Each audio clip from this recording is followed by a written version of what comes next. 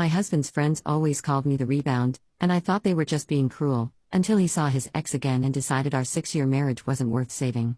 Now he wants to move her into our house, posted by you/rebounddork12345.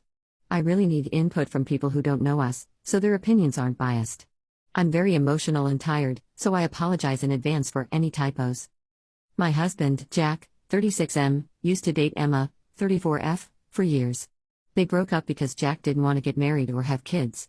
Emma moved away, and about a month later, Jack met me, 30F. I don't look like the typical girls Jack had been dating. For example, Emma is super tall, blonde with blue eyes, and has a PhD.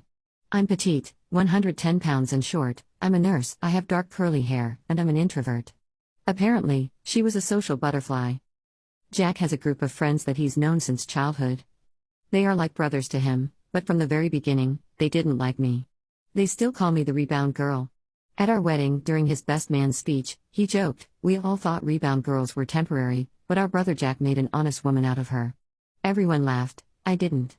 They also joked that I'm just a nurse and that Jack downgraded, since he has a PhD, technically postdoctoral, from a doctor to just a nurse. For my own sanity, I ignore them, and Jack still hangs out with them regularly. Last weekend, there was a fundraising gala, and Emma was there. I saw her for the first time in person. Jack introduced me, and Emma said, "Yeah, I know who she is." The guys weren't kidding when they described her, haha. Jack quickly changed the topic and asked how long she was in town. She said for a week, and then they ended up chatting all night, reminiscing about old times. I decided to talk to other people. Later, at bedtime, Jack mentioned that he should go out to dinner with Emma. I assumed he meant inviting her over, so I asked what kind of food she liked so I could make it. He said no, it would just be the two of them. I asked, like a date? And he replied, "No, just two friends going to dinner. Why are you so insecure?" I asked him, "Do you miss her? Do you miss being with her?" He said, "I'm not going to lie, it felt great talking to her tonight. There's just something about her." I got really upset and told him he can do whatever he wants, but if he goes on this dinner date, I'm done. He thinks I'm overreacting and being insecure.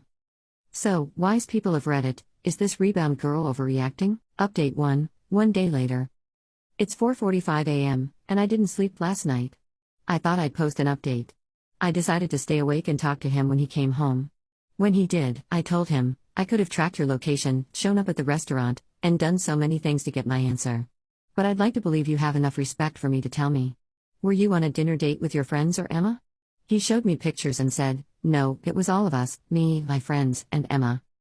I was stupid enough to feel relieved, even feeling bad for accusing him. Then he told me to sit down because we needed to talk. He said that after seeing Emma at the gala, he couldn't stop thinking about her. He decided to take Monday and Tuesday, yesterday, off and spent the whole day with her, while I assumed he was at work. He went on about how strong their connection was, how they couldn't stop talking, and how much he enjoyed being with her. He told me I'm a sweet woman, but he never felt that spark with me. He said that at dinner, Emma was laughing and having fun with everyone, and it felt like old times, compared to me being quiet and uncomfortable around his friends. He said it's best if we go our separate ways.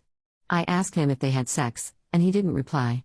I asked again and again, but he still wouldn't answer.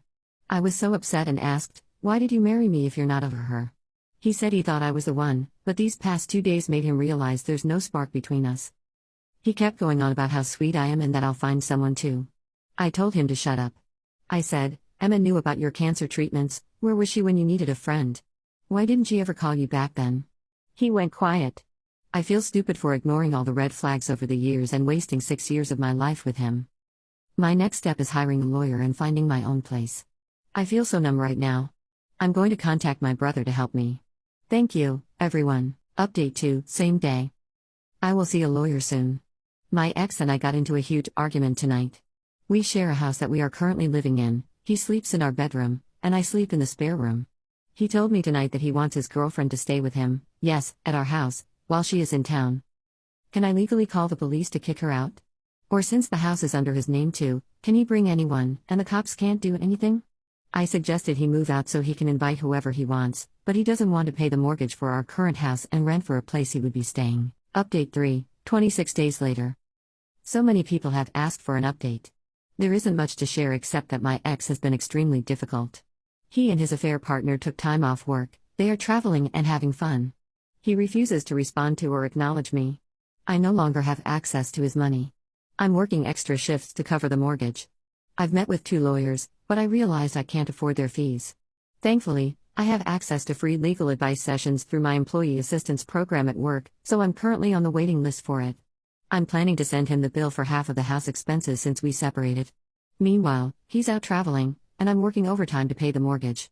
I can't put the house on the market because I need his signature on the papers, too. So, basically, no real update on my situation. His family has pretty much ghosted me. His mom initially acted sympathetic but then stopped replying.